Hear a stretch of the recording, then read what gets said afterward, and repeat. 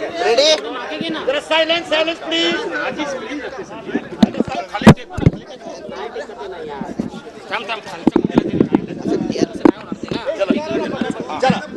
जरा सायलेन्स. जी काही वर्सोवातील टनेलच्या या ठिकाणी दुर्घटना झाली होती, अद्याप जेसीबी मिळालेला नाही. मात्र आपण या ठिकाणी पाहणी केलेली आहे. प्रथमदर्शी काय नेमकं अधिकाऱ्यांकडून सांगण्यात आले? झालेली घटना अतिशय दुर्दैवी आहे. हे सूर्या प्रकल्पातल्या पाईपलाईनचं काम या ठिकाणी सुरू आहे आणि हा जो एक टनेल शाफ्ट आहे, या पुढचा जो भाग आहे हा टनेल आहे आणि याला हा जोडणारा शाफ्ट याच्यामध्ये स्क्वेअर काम सुरू असताना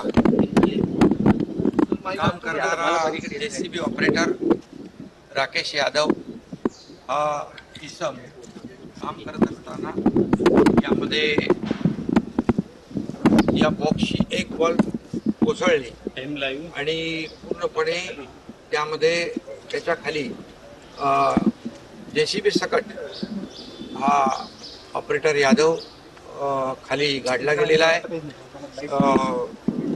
रेस्क्यू ऑपरेशन सुरू होतं, परंतु अद्याप त्यामध्ये त्याला काढण्यामध्ये यश मिळालं नाही. म्हणून आज आम्ही NDRFची टीम काम करत होती, SDRF करत होती, TDRF होती, लोकल ज्या रेस्क्यू टीम आहेत त्या काम करत होत्या. आज आपण आर्मीला देखील या ठिकाणी पाचारण केलेलं आहे, नेव्हीला देखील पाचारण केलेलं आहे, ज्या कोस्टगार्डला देखील या ठिकाणी आपण बोलवलेलं आहे. आर्मीचे ऑफिसर देखील आहेत आणि नेव्ही आहे, कोस्टगार्ड आहे, NDRF आहे, SDRF आहे आणि TDRF आणि सर्व टीम जी आहे या ठिकाणी आणि लोकल ज्या रेस्क्यू टीम आहेत त्या देखील काम. आता सगळं बघितल्यानंतर एक याच्यामध्ये VJTIचे प्रोफेसर जे आहे त्यांच्या मार्गदर्शनाखाली देखील या ठिकाणी रेस्क्यूचं काम होईल आणि आर्मीला देखील, नेव्हीला, कोस्टगार्डला, NDRFला जो असलेला एक्सपिरियन्स आहे अशा प्रकारच्या घटनामध्ये मोठ्या प्रमाणावर खाली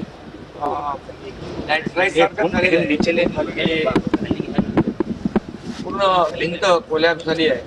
त्यामुळे सर्वात आधी जेसीबी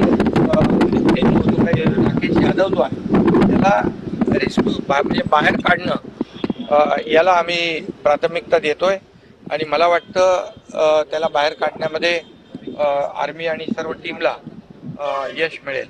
अशा प्रकारचं काम या ठिकाणी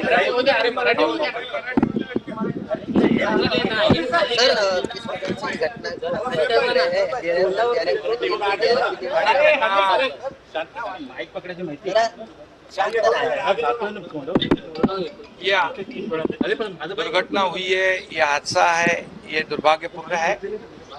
ये सूर्या प्रकल्प का एक प्रोजेक्ट है जो मेरा भाईंदर की तरफ टनल जाता है और इसका एक शाफ्ट बॉक्स है.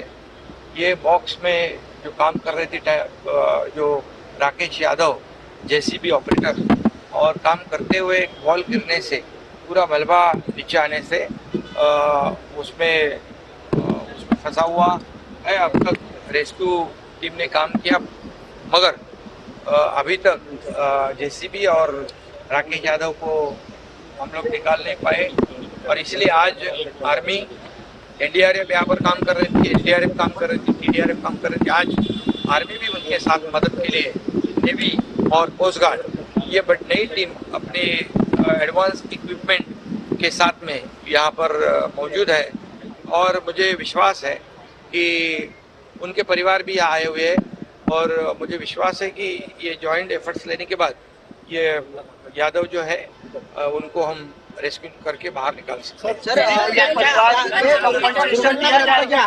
सरकार की तरफ से तुम्हाला काय मदत करण्यात येणार आहे? हा बिलकुल. आता तर पहिली गोष्ट त्याला आपण सुदैवाने काही जर समजा तो जीवित आहे, त्याचा मृत्यू झाला आहे की जीवित आहे हे पहिलं आपल्याला त्याला हे सगळं युद्ध पातळीवर आपण काम करू. खाली काय आहे त्याचं अजून आपल्याला त्याची माहिती नाही, परंतु दुर्दैवाने जर त्याचा मृत्यू झाला असेल तर त्याच्या नातेवाईकांना जे LNT कंपनी आहे काम करते इथे 50 लाख रुपये त्यांना आपण त्यांच्या वतीने देण्याचं प्रावधान करू आणि त्यांच्या कुटुंबातल्या एकाला नोकरी देखील LNT मध्ये देण्याचा निर्णय आम्ही घेतलेला आहे. प्रक्रिया काय असेल नेमकं नाही म्हणून आता जे काय आता हा बिलकुल आता तुरंत काम सुरू होईल, कारण आता आर्मी पण आहे, नेव्ही पण आहे, कोस्ट गार्ड पण आहे आणि NDRF पण आहे. हे सगळे जॉईंट एफर्ट्स घेतील. अशा घटना जेव्हा होतात तेव्हा काही एक्सपर्टीज जे आहेत त्याच्यामध्ये army, navy, coast guard, NDRF असे जे वेगवेगळ्या ज्या आमच्या एजन्सीज आहेत त्या माध्यमातून इथं आता काम सुरू होईल आणि मला विश्वास आहे की जॉईंट एफर्ट्समुळे या ठिकाणी राकेश यादव आणि JCB सापडेल. सर